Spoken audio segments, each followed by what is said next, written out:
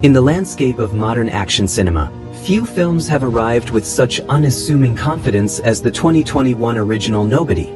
Directed by Ilya Naishuller and written by Derek Kolstad, the mastermind behind the John Wick franchise, it introduced audiences to Hutch Mansell, a man who appeared to be the epitome of suburban mediocrity.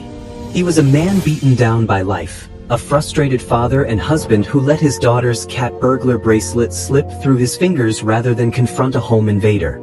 This was not the typical hyper-competent action hero. He was a man whose spirit had been broken, or so it seemed. The film's subversive brilliance lay in its revelation that this quiet, depressed everyman was, in fact, a retired government assassin of terrifying capability. The narrative was a cathartic explosion of repressed violence, a midlife crisis manifested through brutal, bone-crunching action. 4 years later, the sequel, Nobody 2, arrives with a new director at the helm and a higher-stakes premise. Released by Universal Pictures on August 15, 2025, the film brings back the core cast, introduces formidable new adversaries, and expands the world of the Mansell family. This analysis will provide a deep dive into every aspect of the film, a detailed plot synopsis, an extensive examination of the cast and their performances, a thorough breakdown of the production journey, a critical review of the film's successes and shortcomings, a look at its box office performance, and a compendium of facts that contextualize its place in the action genre. The central question we will explore is whether Nobody 2 can successfully capture the lightning in a bottle of the original, or if it falls victim to the common pitfalls of a sequel: over-explanation, inflated stakes, and a loss of its unique identity. The consensus from critics and audiences, as we will see, points to a film that understands its assignment, delivering a fun, violent, and surprisingly heartfelt continuation, even if it doesn't quite transcend its genre trappings as effectively as its predecessor. Detailed plot synopsis: Vacation gone violent, the burden of the debt. Nobody 2 opens not with quiet domesticity, but with action. In a stylistic choice that mirrors the original, the film begins in medias res. We see a battered and bruised Hutch Mansell, Bob Odenkirk, seated in a stark, windowless interrogation room, facing 2 FBI agents. He is bloodied, exhausted, and missing part of his pinky finger. However, unlike the first film's opening, Hutch is not alone. His wife, Becca, Connie Nielsen, sits by his side, equally defiant. This immediately sets a different tone, signaling that this time, the family is involved from the start, and Becca is not merely a figure to be protected but a partner in the chaos. The film then reels back in time, providing the context for how they ended up in this predicament. A few days earlier, we learn that the events of the first film have had severe and lasting consequences. By destroying the Russian mob's Obshchak, their collective money pool, Hutch incurred a massive debt. He is now forced to work as a cleaner, or assassin, for the barber, Colin, a shadowy government official who acts as his handler. The work is relentless and brutal, a constant cycle of violence that has taken a heavy toll on his psyche and his family life. We see a montage of his assignments, each one a testament to his lethal skills but also a further step away from the man he was trying to become. He is not a hero, he is a man repaying a debt by any means necessary. This constant absence and the emotional distance it creates have strained his marriage to Becca. She is frustrated, worried, and increasingly resigned to her husband's double life. His teenage son, Brady, Gage Monroe, has grown sullen and distant, seeing his father as an absentee figure. Even his young daughter, Sammy, Paisley Catarath, seems to sense that something is off. The Nobody persona, which Hutch had embraced as a mask to escape his past, has ironically become a new cage, defined by violence and obligation. Exhausted and deeply yearning to reconnect with his family, Hutch makes a desperate plea to the barber for a break. He wants to be a husband and a father again. The barber, a pragmatist who sees Hutch as a valuable asset, is reluctant but ultimately agrees. However, he delivers a prophetic warning that defines the film's central conflict. Trouble follows you. Wherever you go, there you are. The Plummerville Promise. With a newfound sense of hope, Hutch plans a family vacation to Plummerville, Wisconsin. He chooses this location for a very specific reason. It is the site of Wild Bill's majestic Midway and water park, an amusement park that holds his fondest childhood memories. It was the only place his father, David Christopher Lloyd, a retired FBI agent, ever took him and his brother, Harry Arson, on vacation. It was a brief period of happiness in a life dominated by the shadows of espionage and violence. For Hutch, this trip is not just a vacation. It is an attempt to reclaim a piece of his lost innocence and give his own children the same experience of simple, pure joy.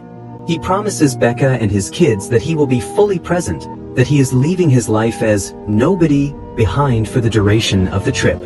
The journey begins with a sense of optimism, a belief that the core of their family can still be salvaged. However, from the moment they arrive at the dilapidated, somewhat kitschy park, the cracks begin to show. The family attempts to bond, playing games at an arcade, but the idyllic atmosphere is fragile.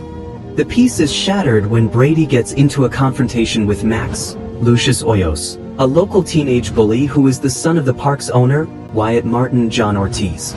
The altercation escalates, ending with a teenage employee disrespectfully slapping the back of Sammy's head. Hutch, trying his best to keep his promise, attempts to walk away. The film brilliantly captures his internal struggle, the urge to unleash his violent skills versus the desperate desire to be a normal father. In the end, instinct wins out. He impulsively and brutally beats up the staff, an action that, while deeply satisfying to the audience, directly violates his promise to his family. He is immediately and irrevocably pulled back into the world he was trying to escape. The web of corruption. This single act of violence puts the Mansell family squarely in the crosshairs of a powerful and corrupt local network. Wyatt Martin, the park's owner, is furious that his son was humiliated and a stranger disrupted his operations. He wants the family out of his town immediately.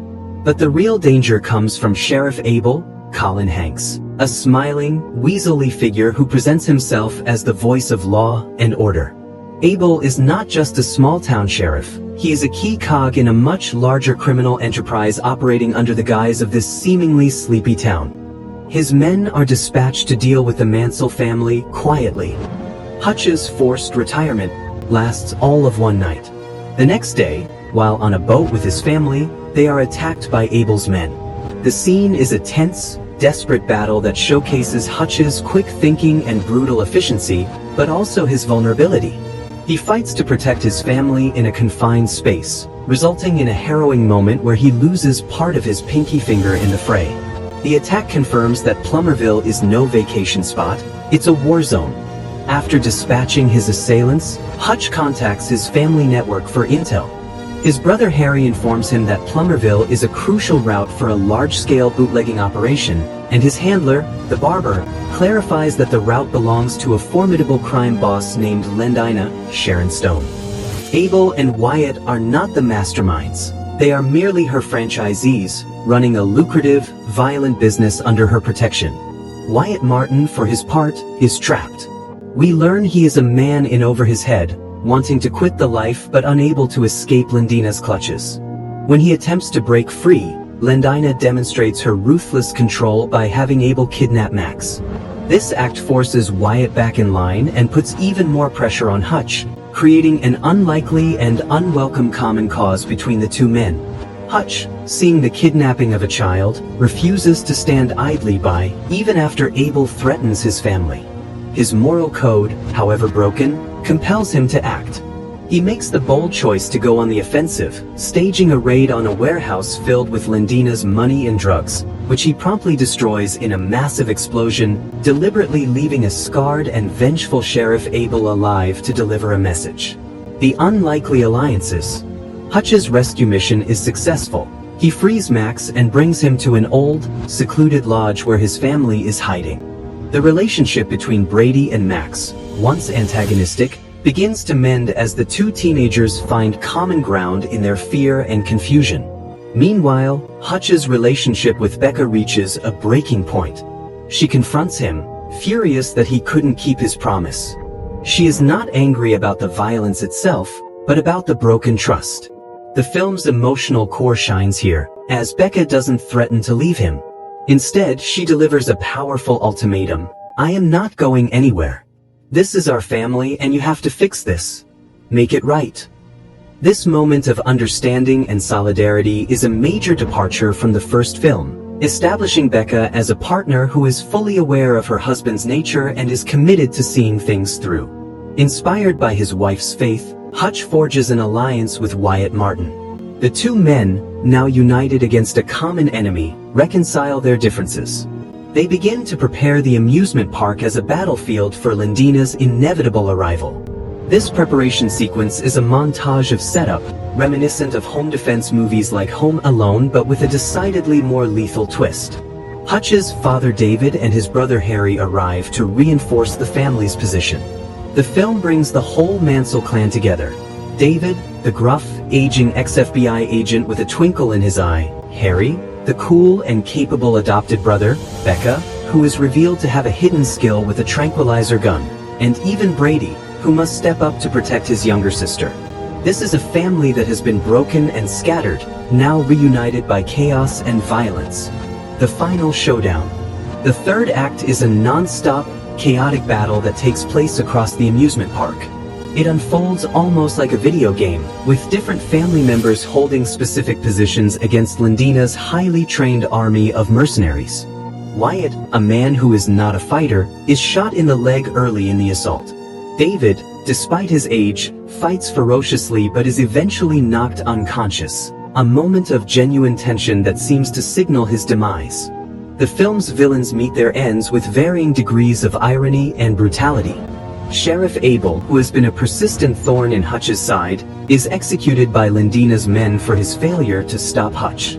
His fate is a darkly satisfying moment, reinforcing Lindina's zero-tolerance policy for incompetence. Harry, who has been guarding the lodge where the children are hiding, single-handedly takes out a squad of Lindina's best henchmen in a firefight. The action is visceral and well choreographed. At the climax, Lindina herself corners Hutch and Wyatt in the center of the park. She is a whirlwind of ferocious energy, wielding a blade and showing surprising physicality for a businesswoman. As she fights Hutch, the family's cohesion proves to be the deciding factor. Becca, who has been providing support, shoots Lindina in the eye with a tranquilizer dart, stunning her. As Lindina reels, David miraculously recovers, revealing he was only playing possum. With his signature calm demeanor, he activates a series of explosives rigged around the park, blowing it sky-high and seemingly killing Lindina and the rest of her troops in a massive, cathartic inferno. The family is then rounded up by federal agents and brought to the interrogation room where the film began. Just as it seems they will be prosecuted, an anonymous source orders their release, a clear sign that the barber has pulled strings to protect his most valuable asset. Back at home, the Mansell family watches a visual album of their disastrous vacation. The pictures and videos a stark contrast to the violence they endured. It's a moment of reflection and bonding, hinting that perhaps, through this shared crucible of fire and blood, the family has found a way back to each other. Cast and character analysis. Bob Odenkirk as Hutch Mansell, a complicated action hero. Bob Odenkirk's portrayal of Hutch Mansell is the undeniable anchor of the Nobody franchise. The actor, best known for his comedic work in Mr. Show with Bob and David and the acclaimed drama Better Call Saul, has proven to be a surprisingly adept and charismatic action star. His performance in Nobody 2 builds on the foundation of the first film, showcasing a character who is more aware of his violent nature but equally desperate to escape it. Odenkirk infuses Hutch with a palpable weariness. This is a man who is physically and emotionally exhausted by the constant cycle of death he has been forced into. His desire for a vacation is not just a plot device. It's a primal need for peace that his line of work will never allow. The actor's physicality is a key element of the film's success. He doesn't move with the balletic grace of Keanu Reeves's John Wick or the superhuman agility of Tom Cruise. Instead, his fighting style is brutal, pragmatic, and grounded. He takes hits, he gets hurt, and he seems to feel every punch. This relatability makes his violent outbursts more impactful, as we believe a man of his age and build would struggle, even if he is a highly trained killer. The film also allows Odenkirk to lean more into his comedic sensibilities. A major theme of the character in this sequel is his sheer exasperation. The duck boat fight sequence is a prime example, where Hutch dispatches enemies while maintaining a look of complete frustration that his vacation is being ruined. He seems less like a superhero and more like a tired employee who just wants to get the job done and go home. This is a clever shift from the first film, where the violence was a cathartic release. Now, it's more like an annoying chore he can't avoid. Critics have noted this aspect of his performance, with one review praising how Odenkirk imbues Hutch with a more comedic sensibility here, clearly fed up with the fact that his vacation is ruined by the constant threats to his life. Connie Nielsen as Becca Mansell, the heart of the family. In the first film, Becca Mansell served as a representation of the normal life Hutch was trying to protect, a figure who was largely unaware of his past. Her role, while important, was largely reactive. In Nobody 2, Connie Nielsen is given significantly more to do, and the character is elevated from a mere damsel to a full-fledged partner. The film explores the strain that Hutch's double life has placed on their marriage. Becca is not naive. She knows her husband is involved in something dangerous. She is frustrated by his absences, worried for his safety, and angry about the broken promises. However, the script avoids turning her into a nagging wife. Instead, she is portrayed as a strong, pragmatic woman who is willing to fight for her family. Her ultimatum to Hutch, "I'm not going anywhere, you have to fix it," is a moment of profound strength and emotional maturity. The climax of the film solidifies her role as a partner in the family's survival. Her action of tranquilizing Lendina is crucial and shows that she is not simply a passive observer. She is a protector of her family as much as Hutch is, albeit with a different skill set. A review in the AU Review noted that, when the film lets the facets of its femininity shine bright, it's arguably a better film though, with the suggestion of Becca having her own potentially violent history adding a nice layer of intrigue for, hopeful, future chapters. This suggests that Becca's character arc may continue to evolve, perhaps revealing a past as equally shadowy as her husband's. The newcomers, Ortiz, Hanks, and Stone. The sequel's success in feeling fresh is largely due to the injection of new blood into the cast. John Ortiz as Wyatt Martin. Wyatt Martin represents a dark mirror to Hutch Mansell. He is a man also trapped by his circumstances, forced to serve a violent crime boss to protect his family. Ortiz plays Wyatt with a palpable sense of desperation and weariness. He is a man who is in over his head, trying to maintain a facade of authority while being completely emasculated by his boss.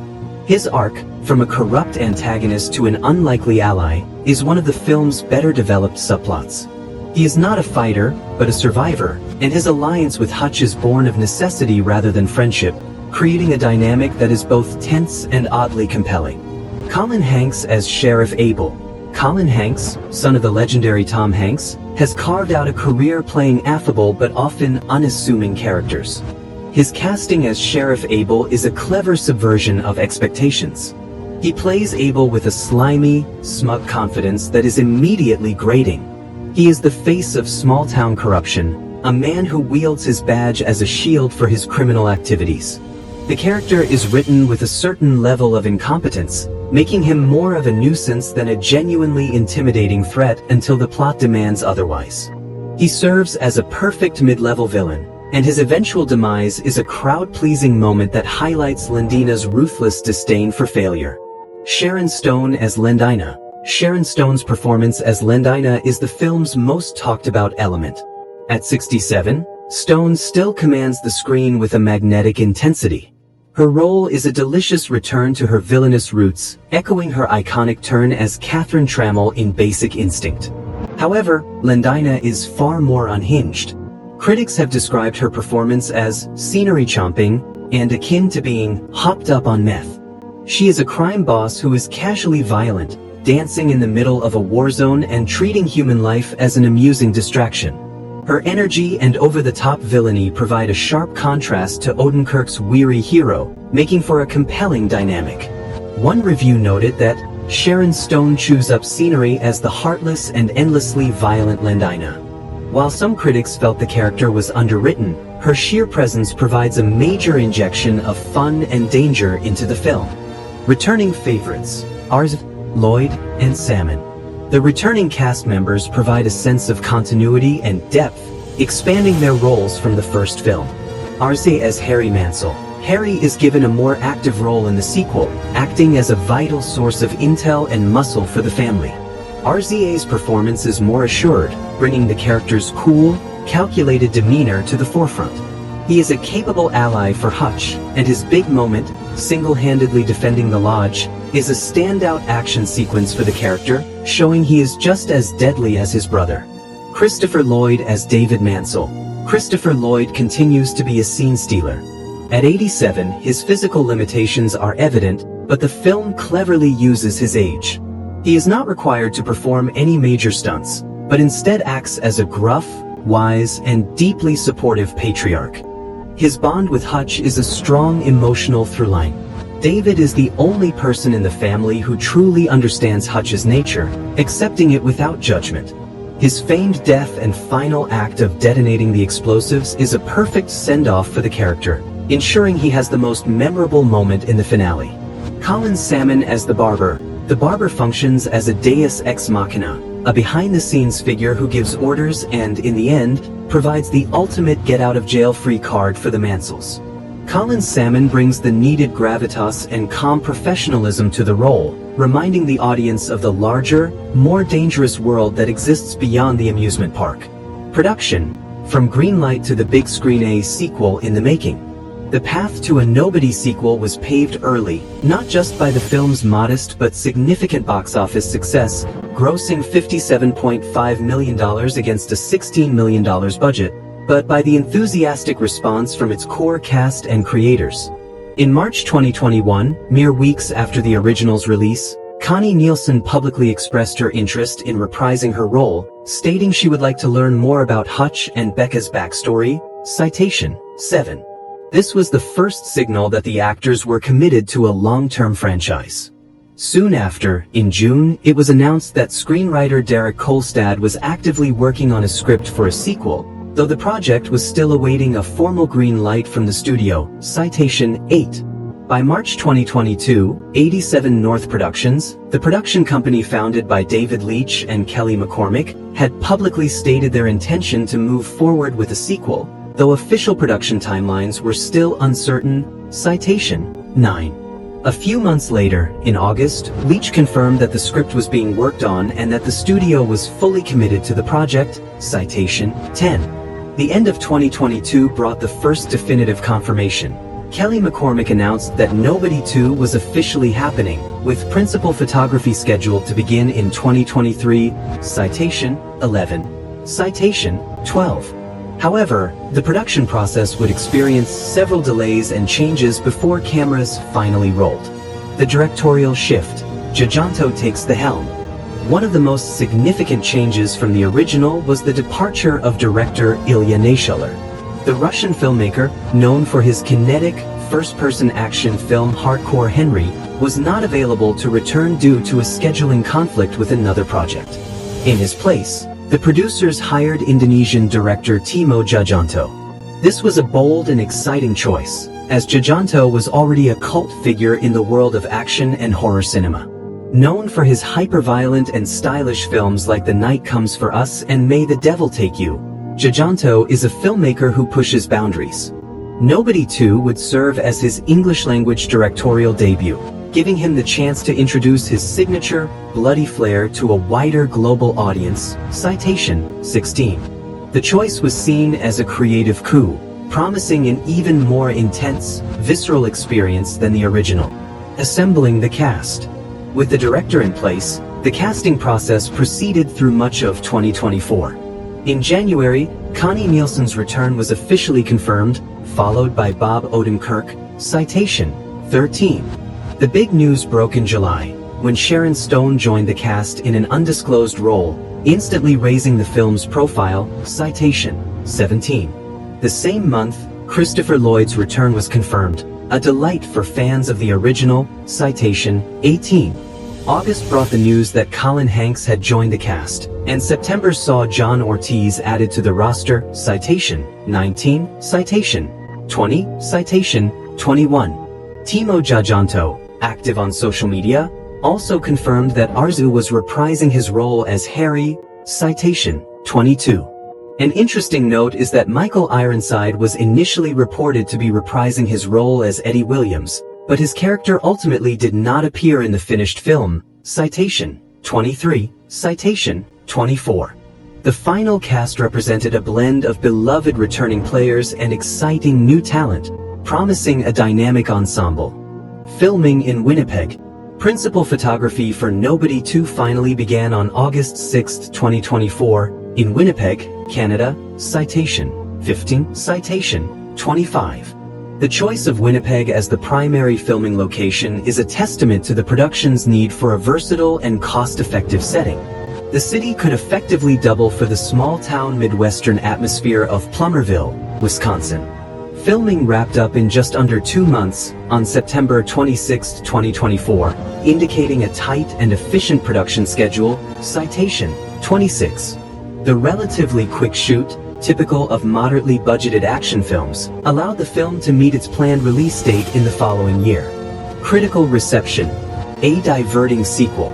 Nobody 2 debuted to mixed but generally positive reviews from critics, with a notable gap between the professional critic score and the audience score. This split highlights the film's nature as a piece of genre entertainment that knows exactly what its core audience wants. Returning favorites: Ortiz, Lloyd, and Salmon. The returning cast members provide a sense of continuity and depth, expanding their roles from the first film. Ortiz as Harry Mansell. Harry is given a more active role in the sequel, acting as a vital source of intel and muscle for the family. Orz's performance is more assured, bringing the character's cool, calculated demeanor to the forefront. He is a capable ally for Hutch, and his big moment, single-handedly defending the lodge, is a standout action sequence for the character, showing he is just as deadly as his brother. Christopher Lloyd as David Mansell. Christopher Lloyd continues to be a scene stealer. At 87, his physical limitations are evident, but the film cleverly uses his age. He is not required to perform any major stunts, but instead acts as a gruff, wise, and deeply supportive patriarch. His bond with Hutch is a strong emotional throughline. David is the only person in the family who truly understands Hutch's nature, accepting it without judgment. His feigned death and final act of detonating the explosives is a perfect send-off for the character, ensuring he has the most memorable moment in the finale. Colin Salmon as the barber. The barber functions as a deus ex machina, a behind-the-scenes figure who gives orders and, in the end, provides the ultimate get-out-of-jail-free card for the Mansells. Colin Salmon brings the needed gravitas and calm professionalism to the role, reminding the audience of the larger, more dangerous world that exists beyond the amusement park. Production. From greenlight to the big screen, a sequel in the making. The path to a Nobody sequel was paved early, not just by the film's modest but significant box office success, grossing $57.5 million against a $16 million budget, but by the enthusiastic response from its core cast and creators. In March 2021, mere weeks after the original's release, Connie Nielsen publicly expressed her interest in reprising her role, stating she would like to learn more about Hutch and Becca's backstory. Citation 7. This was the first signal that the actors were committed to a long-term franchise.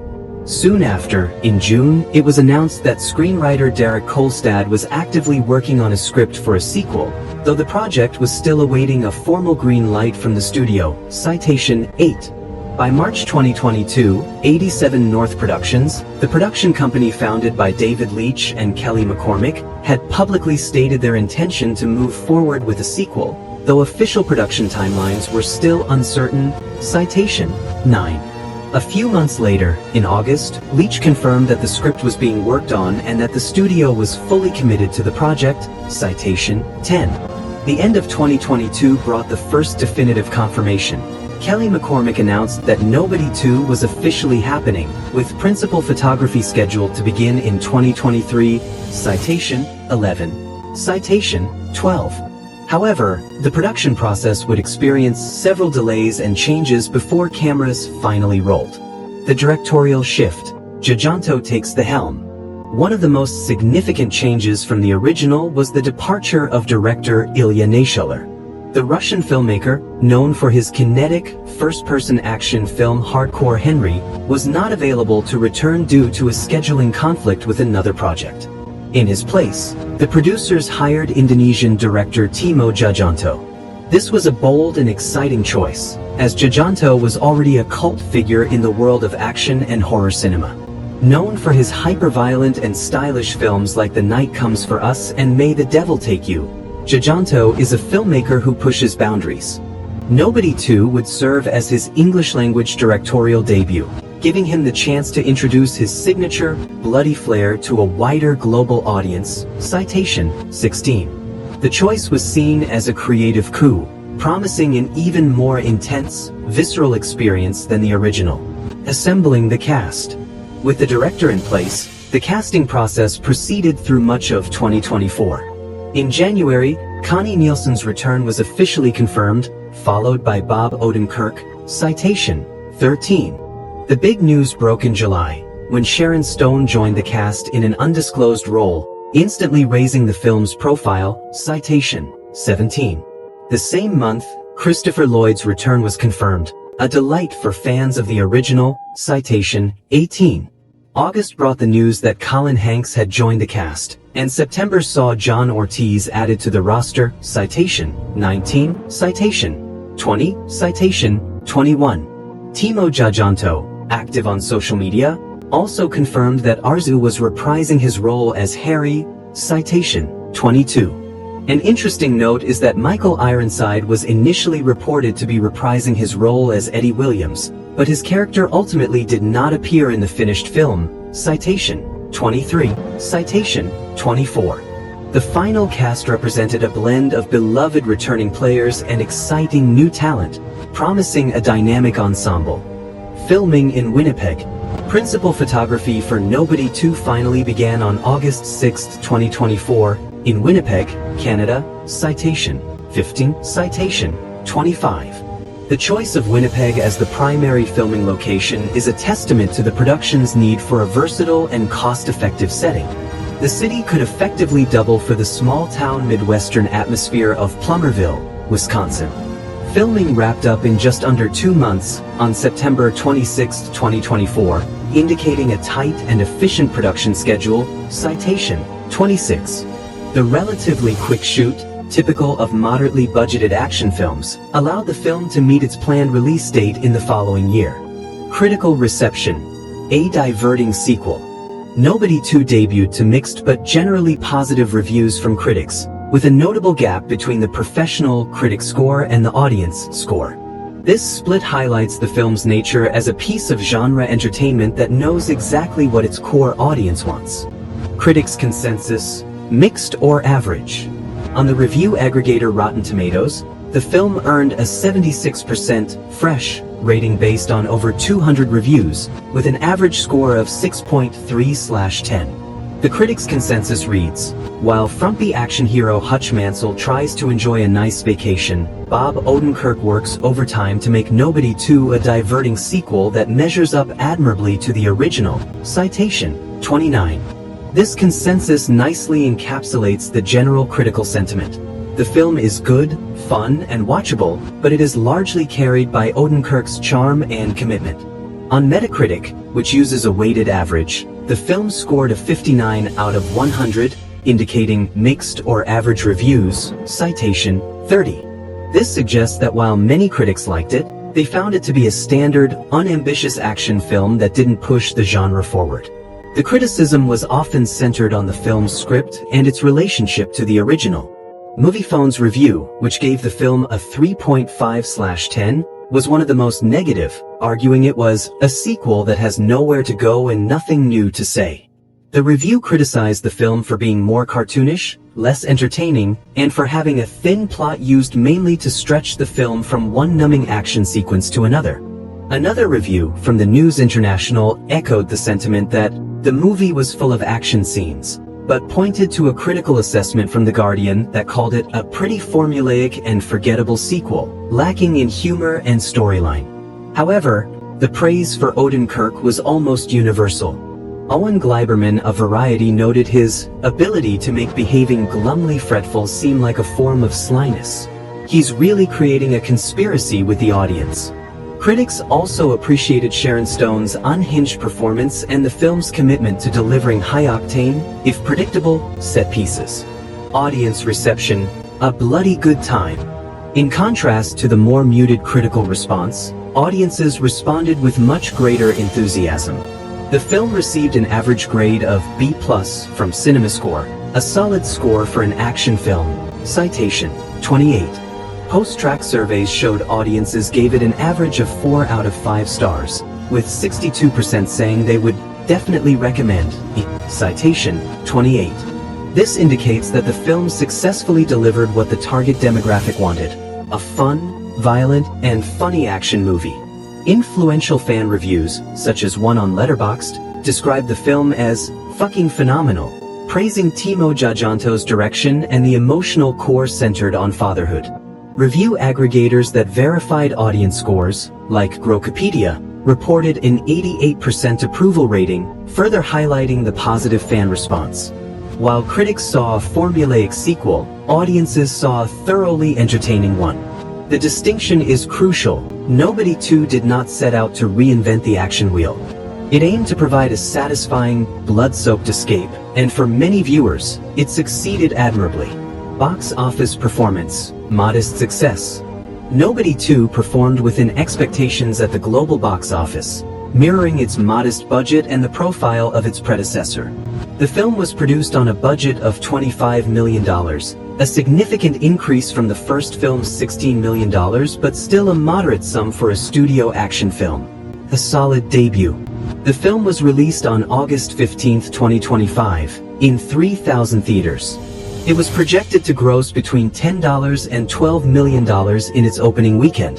It made $3.8 million on its first day, including $1.3 million from Thursday previews, and debuted to a total of $9.2 million, finishing in third place at the domestic box office, trailing behind Holdovers Weapons and Freakier Friday. Citation: 28. The opening weekend performance, while lower than some expectations, was still a solid start, indicating a healthy level of fan interest and a successful marketing campaign. Worldwide total. By the time its theatrical run began to wind down, Nobody 2 had grossed $21.5 million in the United States and Canada and an equal amount, $21.5 million, in other territories, for a worldwide total of $43 million. This meant the film was a financial success. Earning nearly double its budget on a worldwide scale is a positive result for any film, guaranteeing that the studio will likely consider the project a profitable venture. While it didn't reach the heights of some major blockbuster franchises, it more than covered its costs and cemented Odenkirk's status as a viable action star, paving the way for potential future installments. Facts and trivia. Directorial debut. Nobody 2 marks the English-language directorial debut of Indonesian filmmaker Timo Tjahjanto, who is known for his ultra-violent films like The Night Comes for Us. His style brought a new level of brutal, chaotic energy to the franchise's action sequences. Screenwriting team. While Derek Kolstad, creator of John Wick, returned to write the sequel, he was joined by Aaron Rabin. Bob Odenkirk and Umair Alim also contributed additional literary material, indicating a collaborative script process. Original director. The sequel was originally slated to be directed by Kirill Sokolov, but he had to drop out due to a scheduling conflict with another film. Citation: 16. Unexpected villain. Sharon Stone's character, Lendina, was said to be inspired by the unhinged energy of her iconic Basic Instinct character, Catherine Trammell, and described as a scenery-chomping crime boss. Setting: the fictional amusement park at the center of the film's plot, Wild Bill's majestic Midway and Water Park, was created on a soundstage and location in Winnipeg, showcasing the production's ability to build a fully realized, if run-down, theme park setting. Character backstory. Connie Nielsen has hinted that Becca may have her own hidden, and perhaps violent, past, a plot thread the film intentionally leaves dangling for a potential sequel. Chapter 3. The Debt and Its Cost, Plot Mechanics and Character Motivation. The $30 million Albatross. A significant new element in Nobody 2 is the introduction of a concrete financial consequence for Hutch's actions in the first film. According to official materials, Hutch still owes the crime organization $30 million, forcing him back into dangerous work. This debt serves several narrative purposes. Justification for continued violence. In the original, Hutch chose to return to violence. In the sequel, he is compelled to do so, adding a tragic dimension to his character. He is not a hero, he is a man paying a debt through blood. The barber as shadowy handler. The barber's role as Hutch's handler is deepened. He represents the system that Hutch cannot escape, the government apparatus that owns him. His warning, nature always wins, is the film's philosophical thesis. Violence is not a choice for Hutch but an inherent trait. Parallel to Wyatt Martin. Both Hutch and Wyatt are men trapped by financial obligations to criminal enterprises. Wyatt's desperate plea to quit and subsequent kidnapping of his son mirrors Hutch's own predicament. This parallel adds thematic depth, suggesting that the American dream is built on a foundation of debt and corruption. The $30 million story gap. An interesting discrepancy exists in the reporting of the debt amount. While official materials and some reviews mention $30 million, others refer to a $25 million budget or $20 million debt. This inconsistency may reflect different drafts of the script or simply reporting errors. Regardless, the debt serves its narrative purpose, to establish Hutch's entrapment. Nature versus nurture, the violence debate. A recurring theme in the film is whether violence is learned or inherent. The barber's assertion that nature always wins suggests violence is an innate trait, a genetic inheritance. This is reinforced by the Mansell family dynamic. David is a retired FBI agent, Harry is a capable fighter, and Hutch is a lethal assassin. Violence is a family legacy. However, the film complicates this message through Brady's character. When Brady gets into a brawl, Hutch tells him, "You have to be better than your old man." This suggests that violence is not destiny, that the cycle can be broken. The film ends on a note of qualified hope. Brady chooses mercy over violence when he saves Max instead of mirroring his father's brutality. This suggests the next generation may escape the family curse. Thematic underpinning, masculinity and violence. Critics have noted the film's problematic relationship to masculinity. One review observed that the filmmakers wholeheartedly believe that masculinity is inextricably connected to violence. This is a legitimate critique. Hutch's problems are solved through violence, his family is saved through violence, and his identity is reaffirmed through violence. The film offers no alternative model of masculinity. However, the film also undercuts this message through its treatment of Wyatt. He is a man who has tried to escape violence through compromise, and while his methods fail, his intentions are noble. His alliance with Hutch is not about embracing violence but accepting its necessity as a last resort. This suggests a more nuanced view.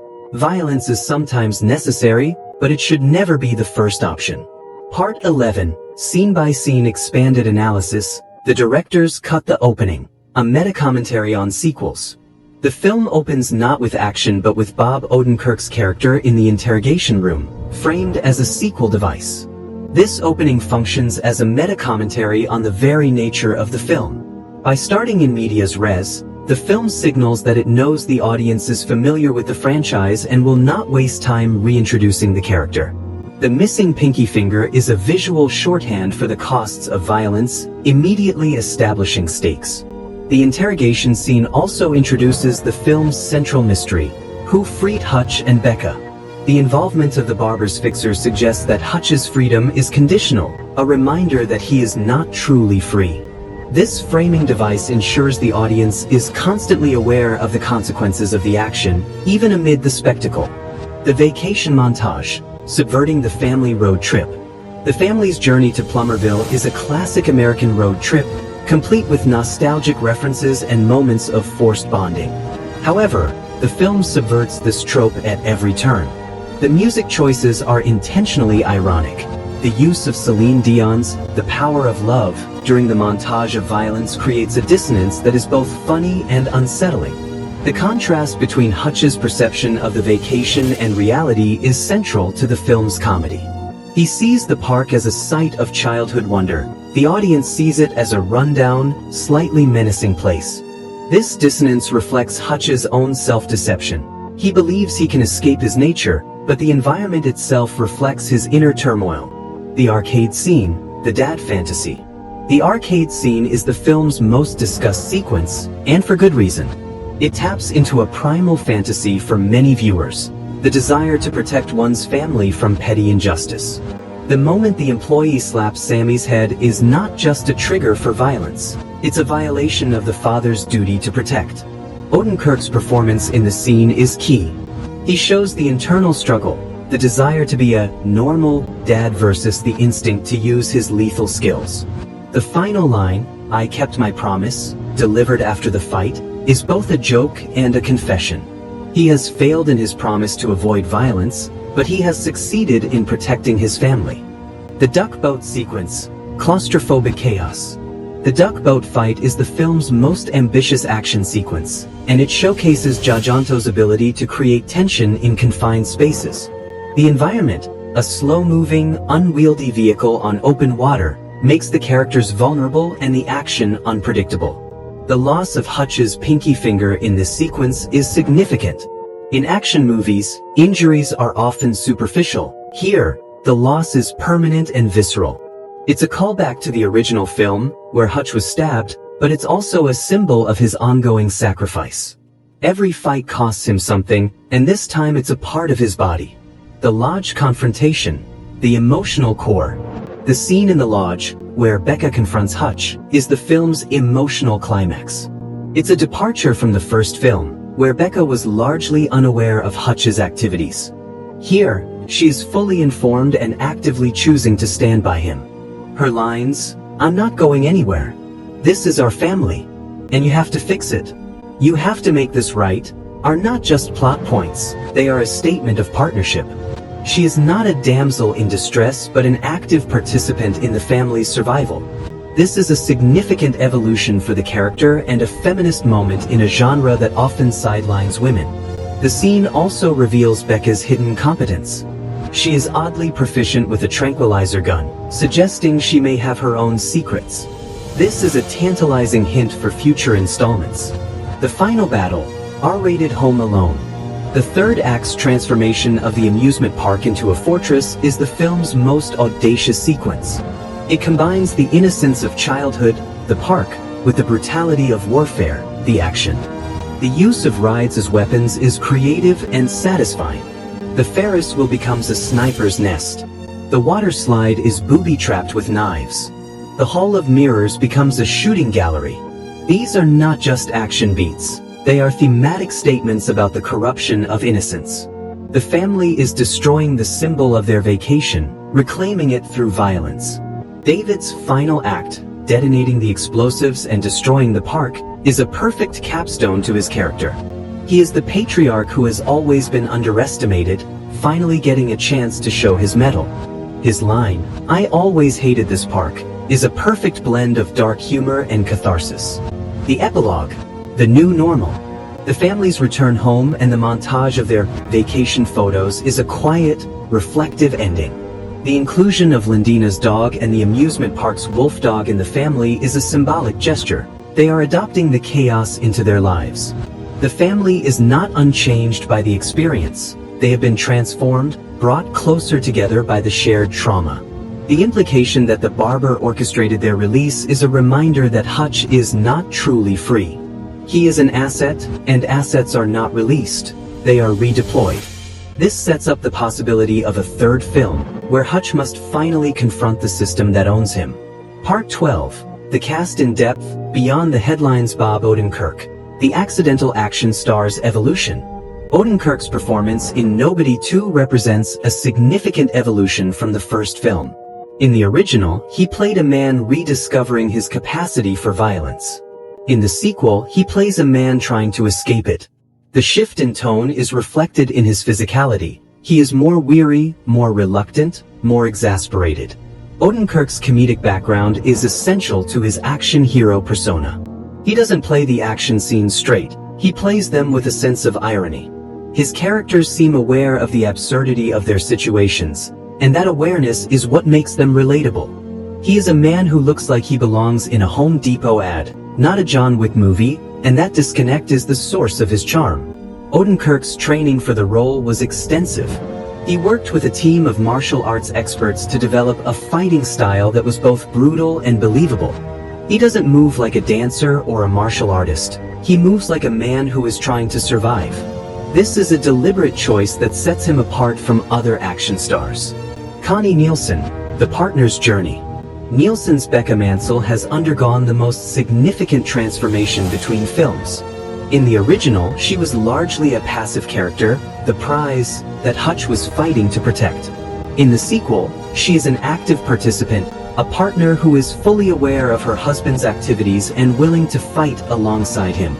Nielsen brings a steely intelligence to the role. She is not a damsel in distress, but a woman who has made a difficult choice, to accept her husband's violence in exchange for his love. This is a complex, morally ambiguous position, and Nielsen plays it with conviction. The film's hints that Becca may have her own hidden past add a layer of intrigue. Her proficiency with a tranquilizer gun suggests she may have military or espionage training. This could be explored in a potential third film. John Ortiz, The Tragic Mirror. Ortiz's Wyatt Martin is one of the film's most compelling characters.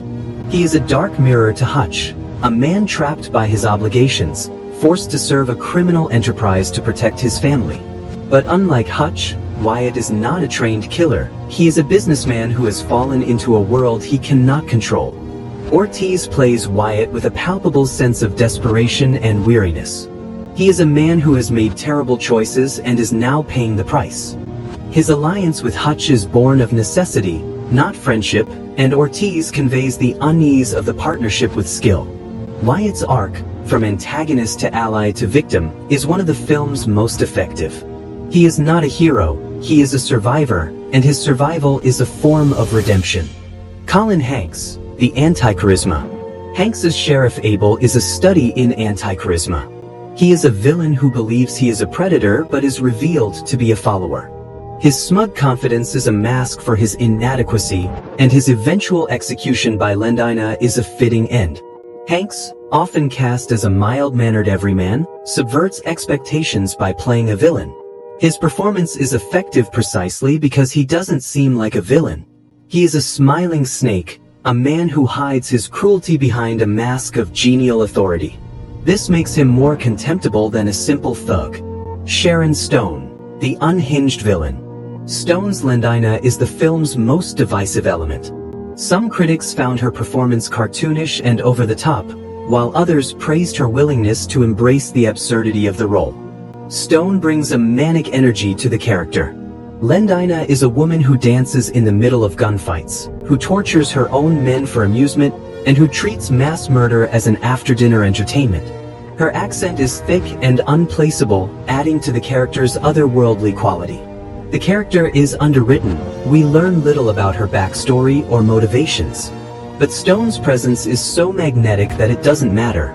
She is the film's ID, a pure expression of chaotic evil, and her performance is a glorious return to form for an actress who has been underutilized for too long. Part 13, Production Deep Dive: The Director's Journey, from Indonesia to Hollywood.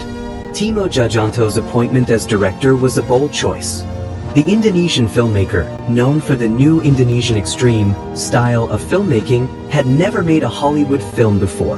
His hiring signaled a desire to inject fresh energy into the franchise. Tjahjanto's approach to the film was to blend his signature style with the established tone of the series. As Odenkirk noted, a lot of directors don't want to do a sequel because someone else established the tone of that series. But to Timo's great credit, he made Nobody 2 a Timo Tjahjanto film. The imagery, lenses, and lighting will sweep you away.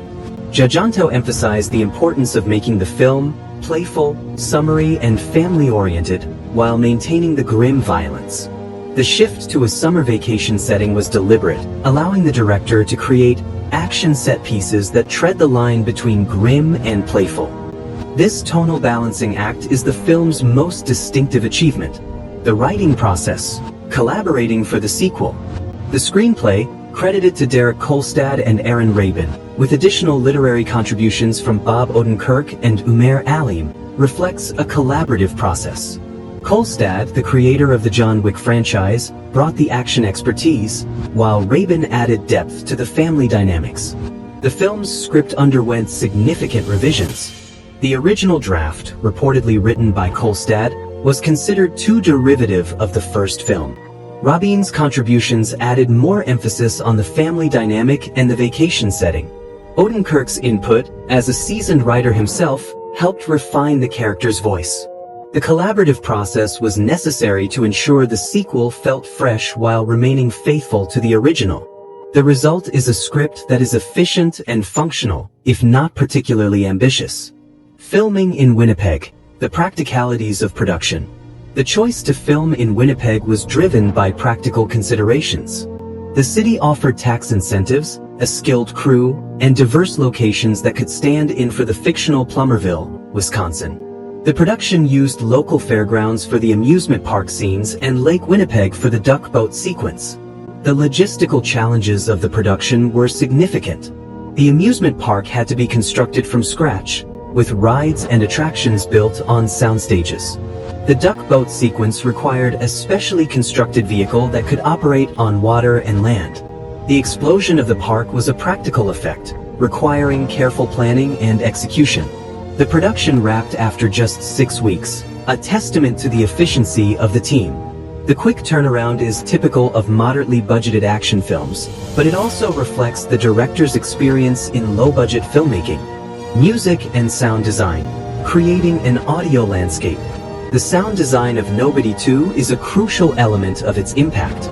The sound design makes the action more immersive and impactful. Crisp punches, ringing gunshots, and carefully balanced background noise. This attention to audio detail enhances the realism of the action.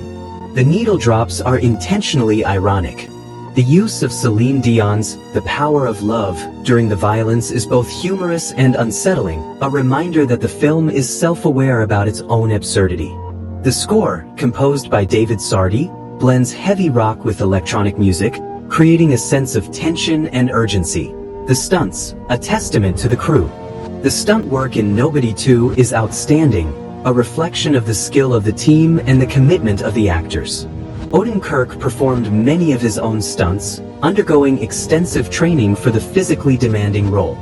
The fight scenes are characterized by their raw, visceral quality, with the actors moving with the exhaustion of real combat. The action choreographer, John Rotka, is a veteran of the industry, having worked on films like John Wick and Atomic Blonde. His experience is evident in the precision and creativity of the fights. Part 14. Box Office and Distribution Deep Dive Theatrical Release and Performance. Nobody 2 was released theatrically on August 15, 2025, in 3,000 theaters across North America. The film's opening weekend grossed $9.25 million, placing it third behind Holdovers Weapons and Freakier Friday. While not a blockbuster opening, it was a solid result for a modestly budgeted action film.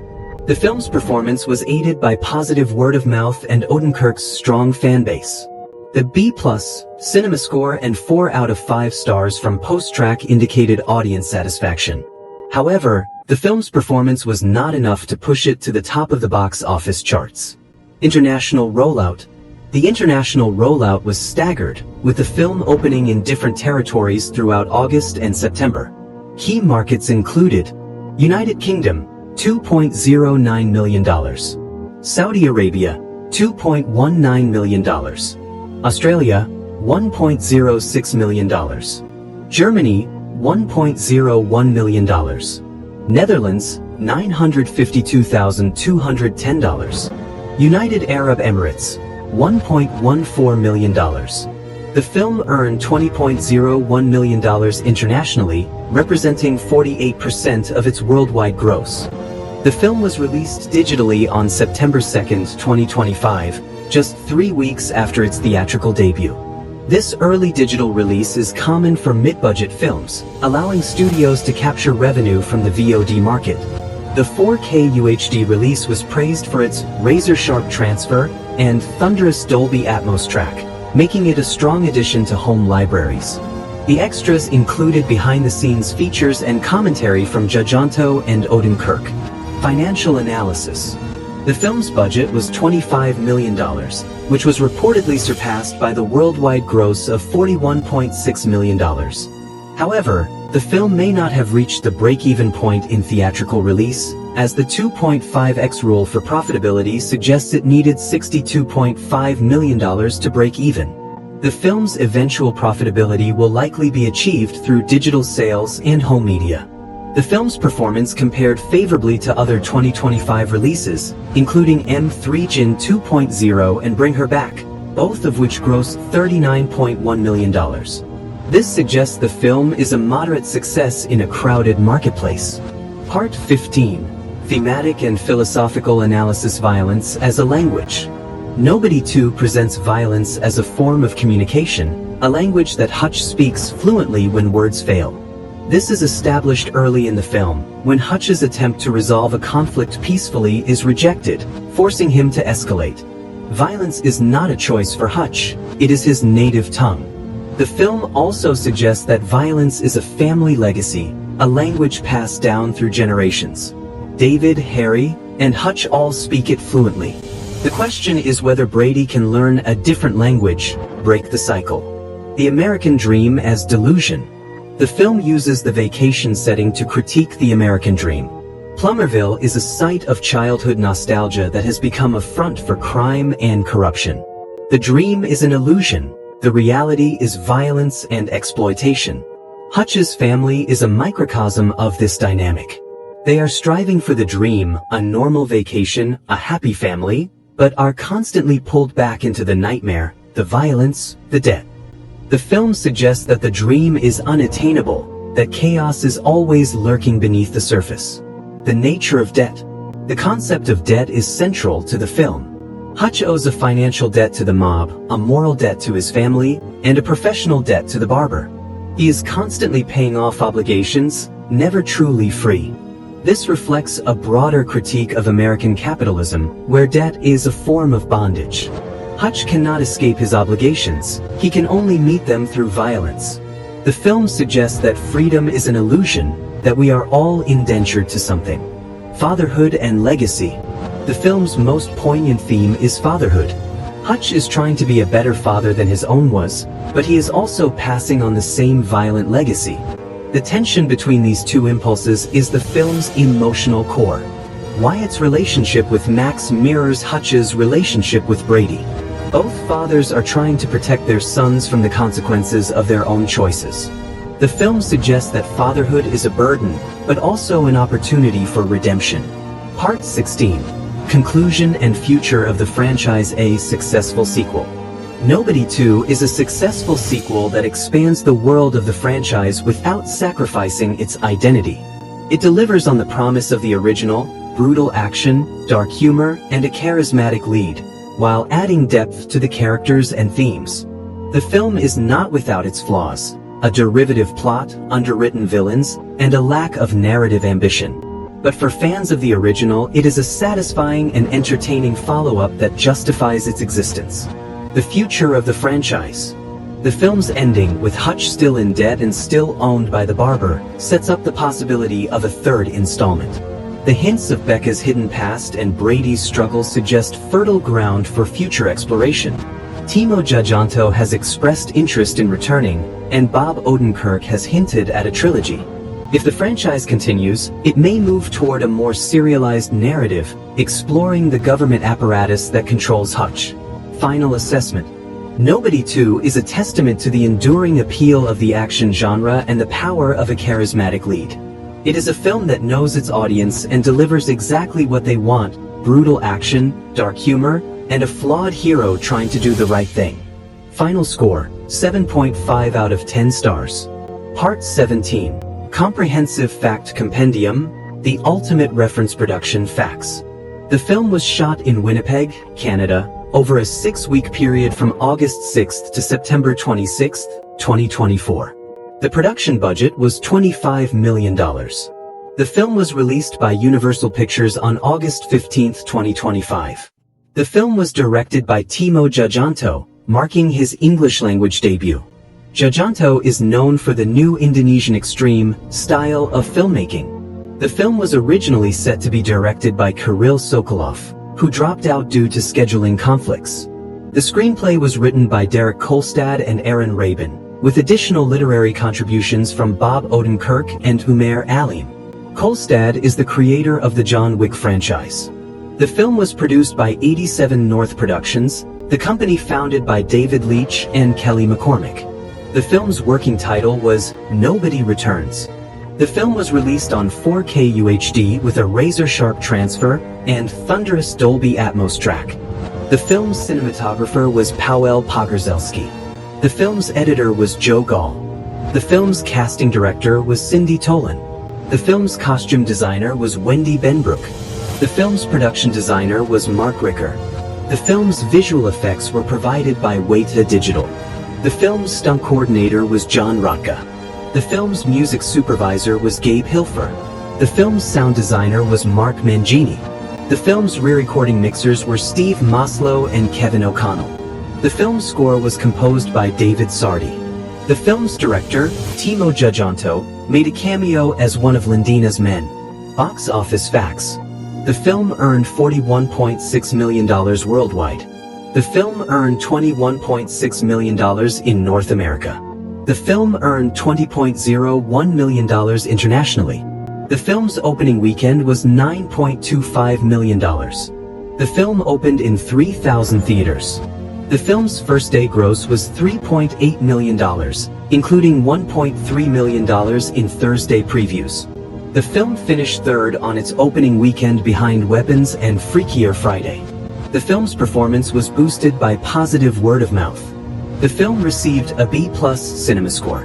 The film received 4 out of 5 stars from post-track surveys, with 62% of audiences saying they would definitely recommend it. The film was released digitally on September 2, 2025. The film performed well on VOD, according to industry reports. The film's budget of $25 million was reportedly surpassed by the worldwide gross, though the break-even point may not have been reached in theatrical release. The film's performance compared favorably to M3 Jin 2.0 and Bring Her Back, both of which grossed $39.1 million. The film's international performance was strongest in Europe, particularly the UK, $2.09 million, and Germany, $1.01 million. The film's performance in Saudi Arabia was notable, $2.19 million. The film's performance in the United Arab Emirates was $1.14 million. The film's performance in Australia was $1.06 million. The film's performance in the Netherlands was $952,210. The film's performance in Indonesia was $161,211. The film's performance in Pakistan was $8,112. The film's performance in Estonia was $67,096. Critical reception facts. The film has a 76% approval rating on Rotten Tomatoes, based on 204 reviews, with an average rating of 6.3/10. The film has a 59 out of 100 score on Metacritic, based on 32 critics, indicating mixed or average reviews. The film's critical consensus notes it measures up admirably to the original. James Berardinelli described the film as underwhelming and a retread. The AP review gave the film 1 star out of 4. Slant Magazine's review described the film as breezier, goofier, but ultimately lacking in stakes. CinemaBlend's review was negative, describing the film as a bad time at the movies. The negative reviews often focused on the derivative plot, underwhelming villains, and the lack of stakes. The positive reviews praised Odenkirk's performance, the action choreography, and the humor.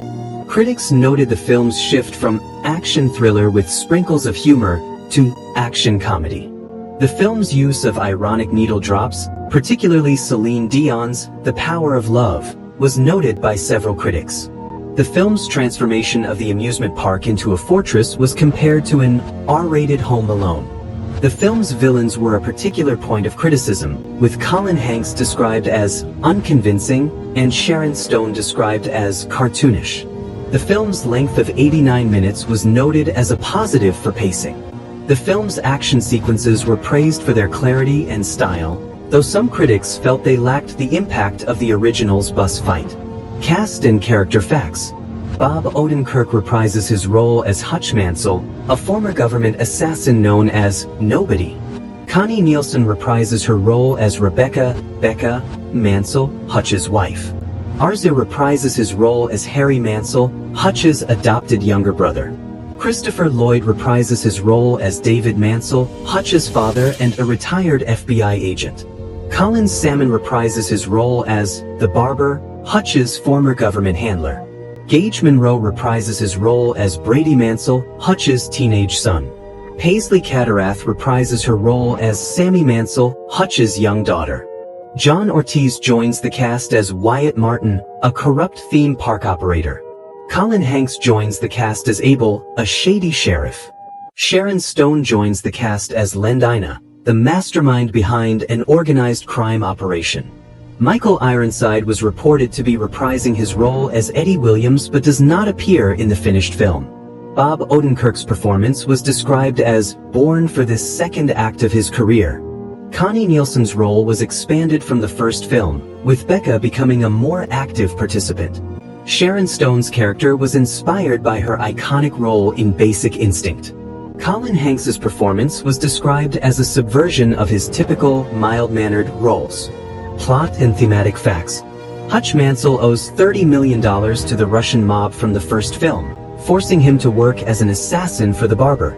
The film is set in the fictional town of Plummerville, Wisconsin, at the Wild Bill's majestic Midway and water park. The film's main villain is Lendina, a drug lord who controls a smuggling route through Plummerville. Hutch loses part of his left pinky finger during the duck boat sequence. The film's climax involves the transformation of the amusement park into a fortress. Becca Mansell tranquilizes Lendina in the eye during the final battle. David Mansell detonates explosives that destroy the park and kill Lendina. The film ends with the family's release from custody, orchestrated by the barber. The film's theme is legacy, exploring whether violence is inherited or chosen. The film's message is that a man forged in violence can choose something else, but his past will always pull him back.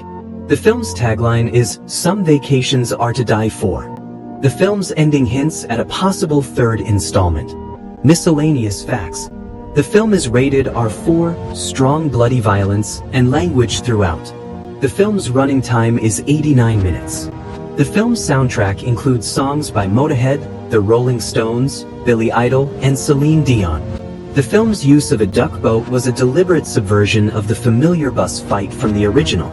The film's South Indian action flavor was noted by some reviewers, referencing over-the-top stunts and slow motion. The film's production was complicated by the COVID-19 pandemic, which delayed the original's release and the sequel's production. The film's release date, August 15, 2025, was chosen to capitalize on the late summer moviegoing season. The film's marketing campaign emphasized the vacation setting and the return of Odenkirk as the everyman action hero. Part 18, Final Verdict and Cultural Impact. A worthy addition to the genre. Nobody 2 is a worthy addition to the action genre. It may not break new ground, but it delivers exactly what fans want: brutal action, dark humor, and a charismatic lead. Bob Odenkirk's performance is the highlight, and Timo Tjahjanto's direction brings a fresh energy to the franchise. The film's themes, violence, family, debt, and the American dream, elevate it above the typical action fare. While the plot is derivative and the villains are underwritten, the film's emotional core is strong, and its message of family resilience is affecting. The future of the franchise. The film's ending sets up a third installment, and the franchise seems poised to continue. The hints of Becca's hidden past, the barber's shadowy influence, and Brady's struggle all suggest fertile ground for future stories. Timo Tjahjanto has expressed interest in returning, and Bob Odenkirk has hinted at a trilogy. If the franchise continues, it may move toward a more serialized narrative, exploring the government apparatus that controls Hutch and the costs of his double life. Cultural impact. Nobody 2 has had a cultural impact, particularly in its portrayal of a middle-aged action hero. Odenkirk's performance has resonated with audiences who are tired of invincible, CGI-enhanced heroes. Hutch Mansell is a man who gets tired, who gets hurt, and who struggles to balance his violent nature with his desire to be a good father. The film has also contributed to the ongoing trend of dad cinema, action films that appeal to older male audiences. It sits alongside John Wick, Taken, and The Equalizer as a film that taps into the fantasy of regaining control in a chaotic world. Final score. Overall score, 7.5 out of 10 stars. Verdict. Nobody 2 is a solid, entertaining sequel that delivers on the promise of the original. It may not be groundbreaking, but it is a satisfying addition to the action genre. Fans of the first film will not be disappointed. The central philosophical question of Nobody 2 is whether violence is an inherent trait or a learned behavior. This question is woven throughout the film, from the barber's ominous warning to Brady's crucial character moment. The film's position is complex and somewhat contradictory, reflecting the ambiguity of the question itself. The barber's thesis: nature always wins. The barber, played with chilling calm by Colin, serves as the film's philosophical mouthpiece. His line, "Nature always wins," is delivered as a statement of fact, not a warning. He believes that violence is not a choice for Hutch but an inevitable expression of his true nature. This is supported by Hutch's backstory. He was a government auditor, a killer by trade, long before he became a suburban dad. His attempt at normalcy is not a transformation but a suppression. The film visualizes this through Hutch's physical reactions. The moment the employee slaps Sammy's head, Hutch doesn't consciously choose to fight. His body reacts before his mind can intervene. His training has become instinct, a reflex that cannot be suppressed. The barber's thesis suggests that for men like Hutch, violence is a fundamental part of their identity, a language they speak fluently when words fail. Brady's counterargument: the possibility of change. However, the film complicates this thesis through the character of Brady. When Brady gets into a brawl, Hutch delivers a crucial line: "There are other ways to handle things. You have to be better than your old man." This is a direct repudiation of the barber's fatalism. Hutch believes that the cycle can be broken, that his son can choose a different path. Brady's final act, saving Max instead of mirroring his father's violence, suggests that this is possible.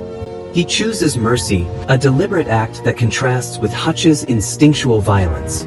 This is not to say that Brady is free of his father's influence. He has witnessed brutality and may be scarred by it. But his choice suggests that the cycle is not inevitable, that nurture can overcome nature. The film's ambiguous stance. The film ultimately leaves the question unresolved. Hutch remains a killer, his fate still tied to the barber's shadowy network. But his family has accepted him, and his son has chosen a different path. The film suggests that violence may be a legacy, but it is not a destiny. It is a burden that can be carried or, with effort, set down. Chapter 2: The Burden of Fatherhood. Fatherhood is the film's most persistent theme, explored through multiple characters and relationships.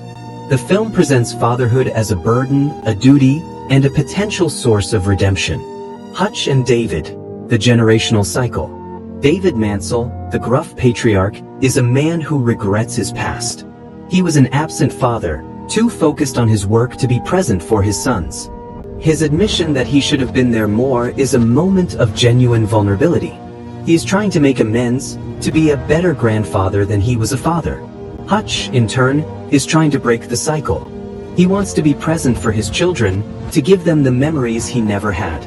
His choice of Plummerville as a vacation destination is significant. It was the only place David ever took him. It's a symbolic attempt to reclaim lost childhood and give his own children the gift of shared happiness. Wyatt and Max, a father's sacrifice. Wyatt Martin is a dark mirror to Hutch. He is a father who has compromised his morals to provide for his son. He works for a criminal enterprise, and his son is kidnapped as a result. His alliance with Hutch is born of necessity, but it is also a chance at redemption. He is finally fighting for his son, not just providing for him. Wyatt's arc suggests that fatherhood is not just about providing material comfort. It's about being present and willing to sacrifice for one's children. His willingness to fight, despite being shot in the leg, is a testament to his love for Max. The unspoken message: violence as a father's duty.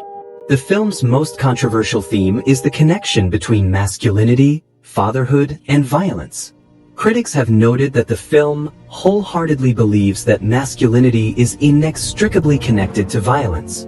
This is a valid critique. Hutch's problems are solved through violence, his family is saved through violence, and his identity is reaffirmed through violence.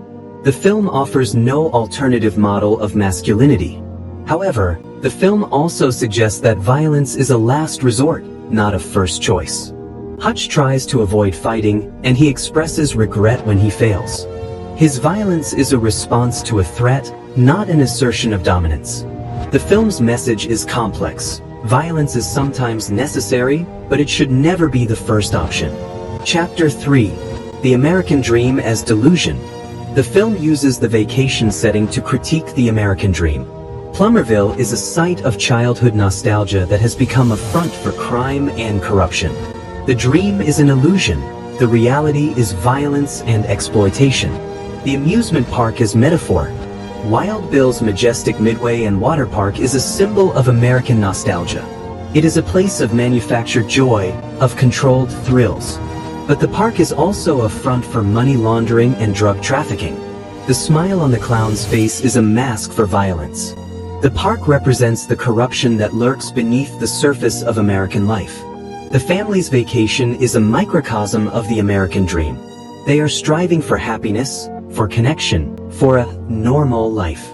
But their dream is shattered by the reality of crime and corruption. The film suggests that the dream is unattainable, that chaos is always lurking beneath the surface.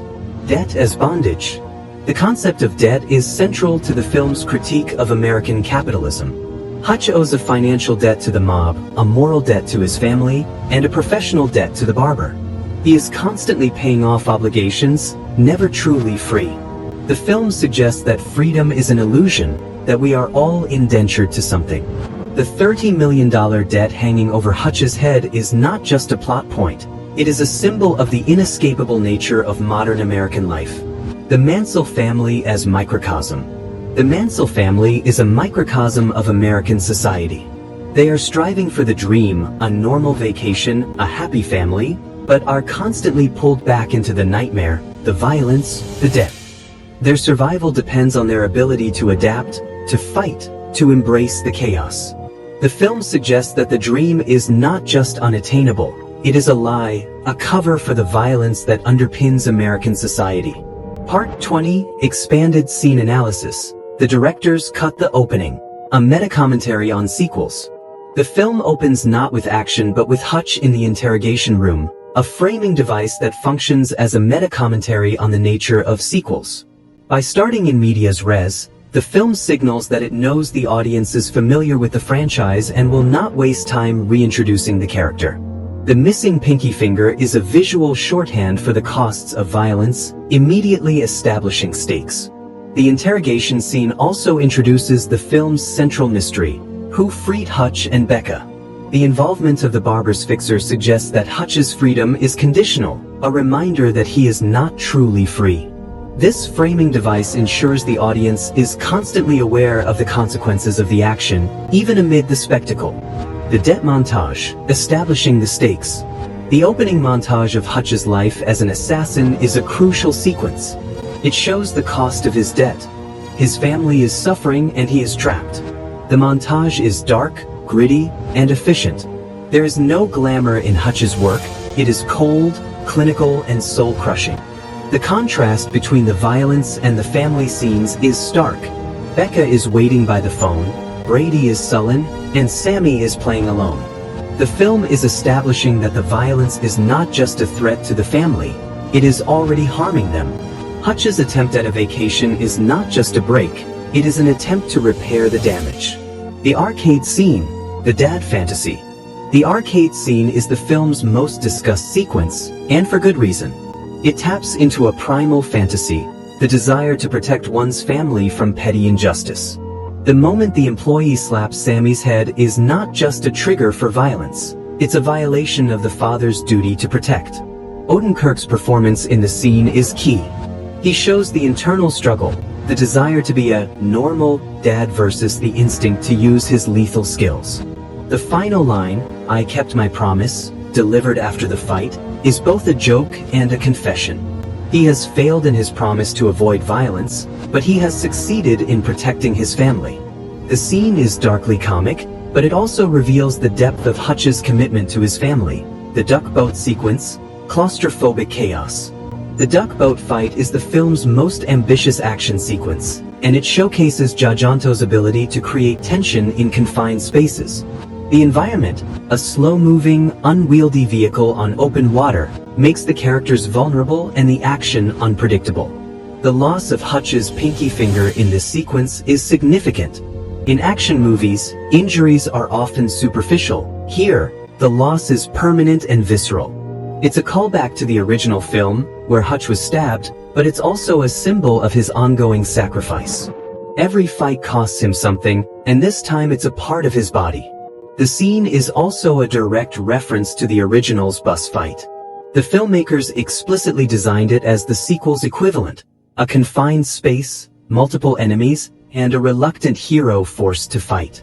However, critics noted that it lacks the impact of the original, feeling more empty and simplistic. The lodge confrontation, the emotional core.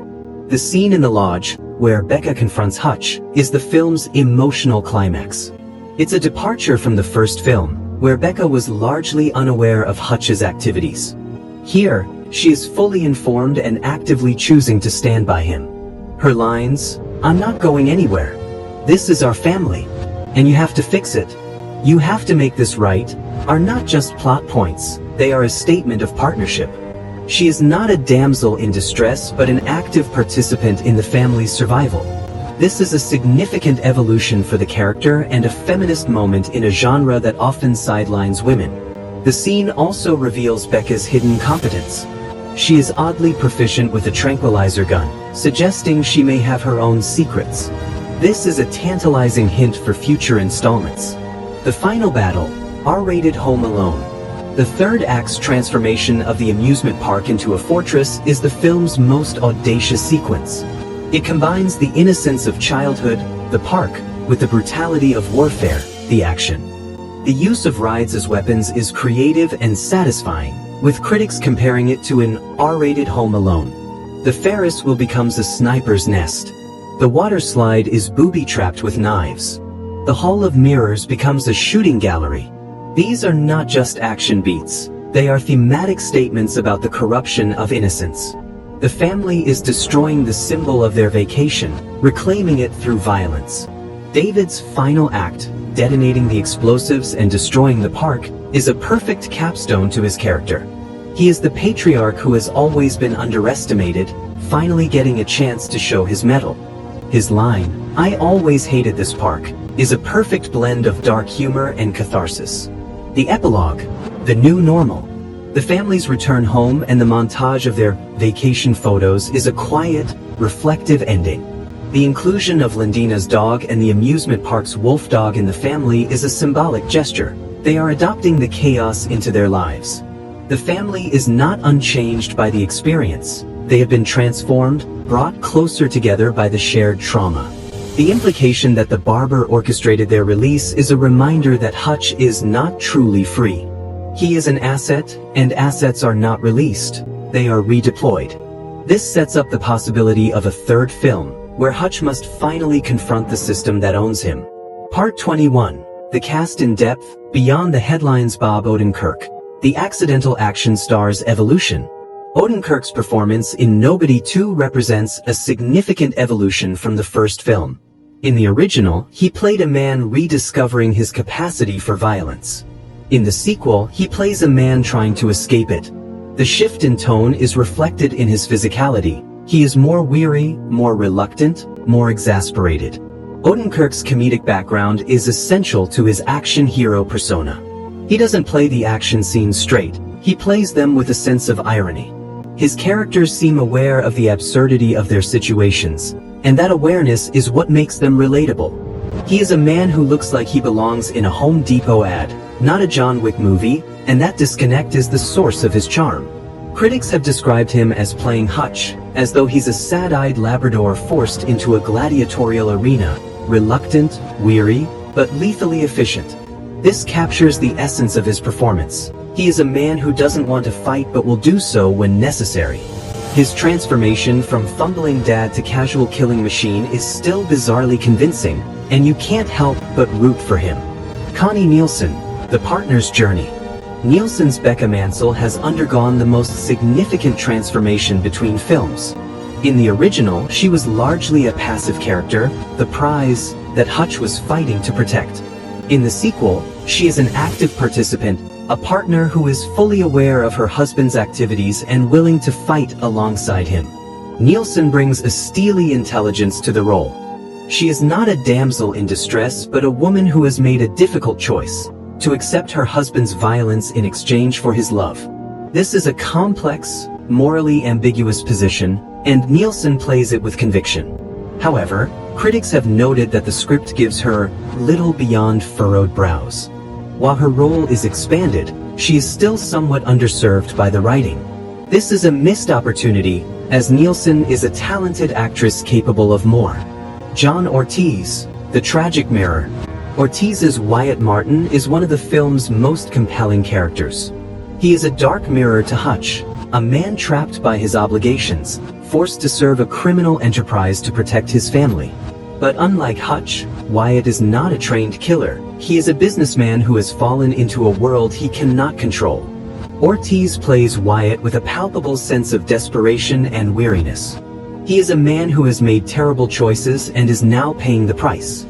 His alliance with Hutch is born of necessity, not friendship, and Ortiz conveys the unease of the partnership with skill. Wyatt's arc, from antagonist to ally to victim, is one of the film's most effective. He is not a hero, he is a survivor, and his survival is a form of redemption. Colin Hanks, the anti-charisma. Hanks's Sheriff Abel is a study in anti-charisma. He is a villain who believes he is a predator but is revealed to be a follower. His smug confidence is a mask for his inadequacy, and his eventual execution by Lendina is a fitting end. Critics have noted that Hanks is many things, but a stone-eyed, intimidating bad guy isn't one of them. His performance is effective precisely because he doesn't seem like a villain. He is a smiling snake, a man who hides his cruelty behind a mask of genial authority. This makes him more contemptible than a simple thug. Christopher Lloyd, the ultimate wild card.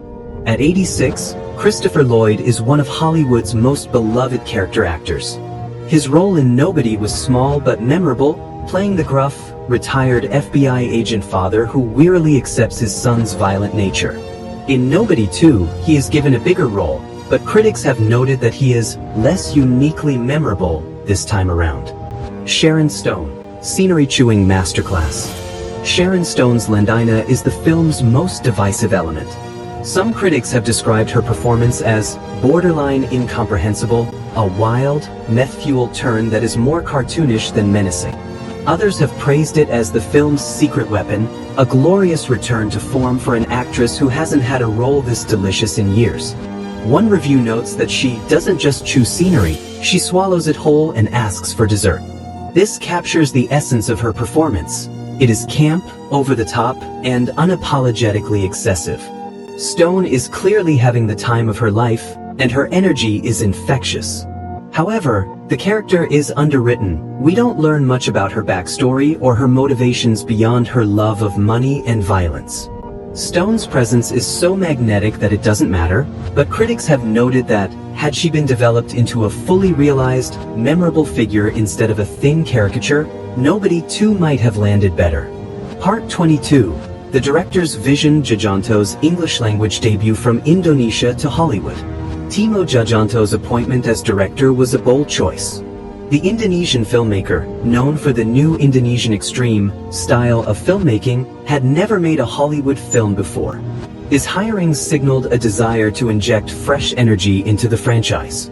Tjahjanto is known for films like The Night Comes for Us and May the Devil Take You, characterized by their visceral violence, complex choreography, and a willingness to push boundaries. His background in horror and action made him a natural choice for the sequel, but it also presented a challenge: how to balance his signature style with the established tone of the series. The tone shift, grim to playful. Tjahjanto deliberately shifted the tone from the original. Where the first film was dark and moody, set during winter, the sequel presents a sun-drenched vacation aesthetic. This is not accidental. It's a subversive choice that allows the violence to contrast more jarringly with the setting. Tjahjanto stated that he wanted the film to be playful, summery, and family-oriented. He wanted to tap into the elements that made this film different from the first. You see action set pieces that tread the line between grim and playful, he said. This tonal balancing act is the film's most distinctive achievement. Bob Odenkirk on Tjahjanto. Odenkirk has been effusive in his praise of Tjahjanto. A lot of directors don't want to do a sequel because someone else established the tone of that series, he noted. But to Timo's great credit, he made Nobody 2 a Timo Tjahjanto film. The imagery, lenses, and lighting will sweep you away. This suggests that Tjahjanto was not just a hired gun. He was a creative partner who brought his own vision to the project.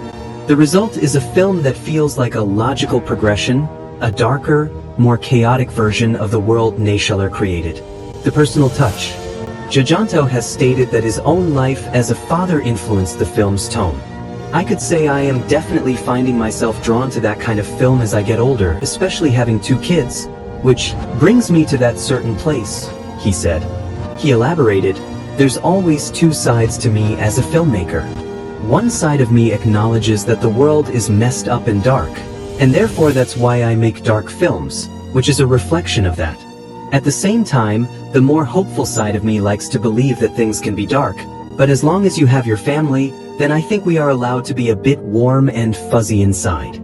This personal connection to the material is evident in the film's emphasis on family. Tjahjanto is not just directing a movie, he is exploring themes that are deeply meaningful to him. The future of the franchise. Tjahjanto has expressed interest in returning for a 3rd film. I would love to do that, but I can't lie. I'm a huge fan of the first film, and I respect my friend Ilya. And you know what? The only person who can say yes to that first will be Ilya. But I know Ilya will be busy with even bigger films. Right now he's doing something really huge and I'm proud of him. So, if Ilya says, you know what Timo, you can do Nobody 3 if you want, then I'll gladly take it. Part 23. Expanded box office and distribution deep dive domestic performance.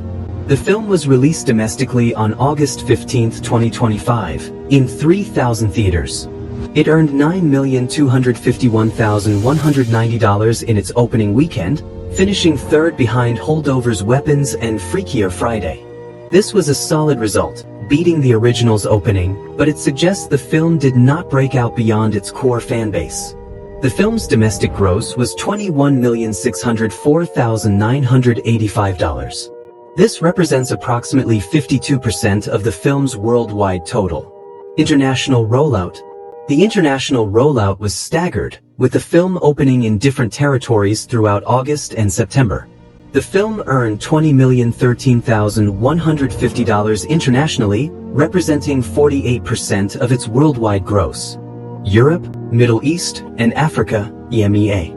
The UK was the strongest territory in the region, earning $2,096,151. Saudi Arabia was a surprising success, earning $2,197,706, the highest total in the region. Germany earned $1,017,162, and the UAE earned $1,147,027. Other notable totals include France, $644,340, Spain, $749,260, and the Netherlands, $952,210. Latin America. Mexico was the strongest Latin American market, earning $506,015. Brazil earned $172,550, and Colombia earned $136,525. The region was relatively weak compared to EMEA, suggesting the film's appeal is more limited in Latin America. Asia Pacific. Australia was the strongest market in the region, earning $1,064,005. Japan, which had a later release date of October 24th, earned $560,392. South Korea earned $383,150, India earned $208,905, and Indonesia earned $161,211. Pakistan earned $8,112, Estonia earned $67,096, and Thailand earned $191,755. Part 25. Final verdict and cultural impact. A worthy addition to the genre. Nobody 2 is a worthy addition to the action genre. It may not break new ground, but it delivers exactly what fans want: brutal action, dark humor, and a charismatic lead. Bob Odenkirk's performance is the highlight, and Timo Tjahjanto's direction brings a fresh energy to the franchise. The film's themes, violence, family, debt, and the American dream, elevate it above the typical action fare. While the plot is derivative and the villains are underwritten, the film's emotional core is strong, and its message of family resilience is affecting. What critics got right. Critics were correct to point out the film's limitations. The plot is predictable, the villains are underdeveloped, and the film doesn't match the impact of the original. The shift from action thriller to action comedy may have diluted the film's identity. The loss of the original's restraint and mystery is a significant step back. James Berardinelli's assessment that the film is underwhelming and a retread is valid. The film is not as good as the original, and it struggles to justify its existence. The AP Review's description of it as John Wick light is also accurate. The film feels like a lesser version of something we've seen before. What critics missed. However, critics may have been too harsh on the film's entertainment value. The film is a fun, fast-paced action movie that doesn't overstay its welcome. Odenkirk's performance is excellent, and the action sequences, while not as memorable as the original's bus fight, are still well choreographed and exciting. The film's embrace of its dad core identity is a strength, not a weakness. The film knows what it is and doesn't pretend to be anything more. This self-awareness is refreshing in a genre that often takes itself too seriously. The audience perspective. Audiences responded more positively to the film than critics. The B+ cinema score and 4 out of 5 stars from post-track surveys indicate that the film delivered what fans wanted. The positive reviews on IMDb and Letterboxd suggest that the film was successful in entertaining its target demographic. The film's performance at the box office, while not spectacular, was solid. The film is a moderate success that will likely find a second life on VOD and home media. The franchise has demonstrated its viability, and a third film seems likely. The future of the franchise. The film's ending sets up a third installment, and the franchise seems poised to continue. The hints of Becca's hidden past, the barber's shadowy influence, and Brady's struggle all suggest fertile ground for future stories. Timo Tjahjanto has expressed interest in returning, and Bob Odenkirk has hinted at a trilogy. If the franchise continues, it may move toward a more serialized narrative, exploring the government apparatus that controls Hutch and the costs of his double life. Cultural impact. Nobody 2 has had a cultural impact, particularly in its portrayal of a middle-aged action hero. Odenkirk's performance has resonated with audiences who are tired of invincible, CGI-enhanced heroes. Hutch Mansell is a man who gets tired, who gets hurt, and who struggles to balance his violent nature with his desire to be a good father. The film has also contributed to the ongoing trend of dad cinema, action films that appeal to older male audiences. It sits alongside John Wick, Taken, and The Equalizer as a film that taps into the fantasy of regaining control in a chaotic world. Final score. Overall score, 7 out of 10 stars. Verdict. Nobody 2 is a solid, entertaining sequel that delivers on the promise of the original. It may not be groundbreaking, but it is a satisfying addition to the action genre. Fans of the first film will not be disappointed. Odenkirk remains the film's saving grace, and Tjahjanto's direction brings a fresh energy to the franchise. While the film has its flaws, it is a worthy continuation of Hutch Mansell's story.